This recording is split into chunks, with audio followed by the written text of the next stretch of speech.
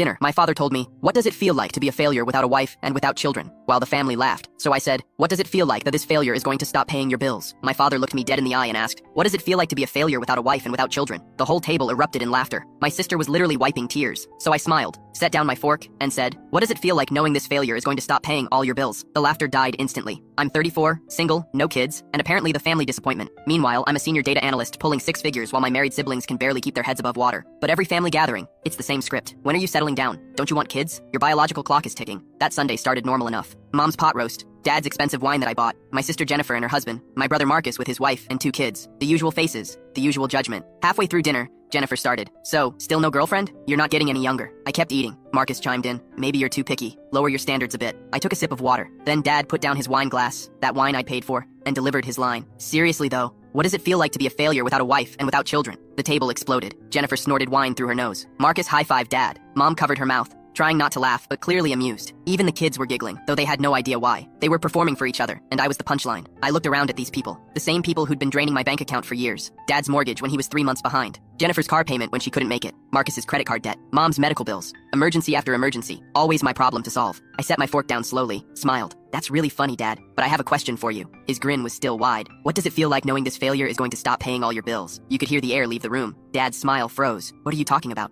I pulled out my phone, opened my banking app, started reading. September, $2,400 for your mortgage. October, another $2,400. November, $2,400 plus $800 for property tax. I turned to Jennifer. July, $450 for your car. August, $450. September, $450. Plus that $1,200 insurance payment. I looked at Marcus. June, $3,000 for your credit cards. Last month, another $1,500. Should I keep going? Mom tried to interrupt. "Now, honey, family helps family." I nodded. "You're absolutely right. Family helps family. They don't mock family. They don't make family the punchline while sitting at a table that family paid for, eating food that family bought, in a house that family is keeping from foreclosure." Dad's face was red. "You're being dramatic over a joke." I stood up. "A joke is funny once. This has been my entire adult life. Every holiday, every dinner, every phone call. I'm the failure, the disappointment, the one who can't get his life together. But somehow, I'm also the one you call at midnight when the bills are due." Jennifer found her voice. "We didn't know you were keeping track." I laughed, bitter. "Of course you didn't, because to you, I'm just an ATM with legs. The failure who somehow always has money when you need it." Marcus stood up. "You can't just cut us off." I grabbed my coat. "Watch me. That joke cost you about $6,000 a month. Hope it was worth it." As I walked out, Dad was yelling about family obligations. Mom was crying.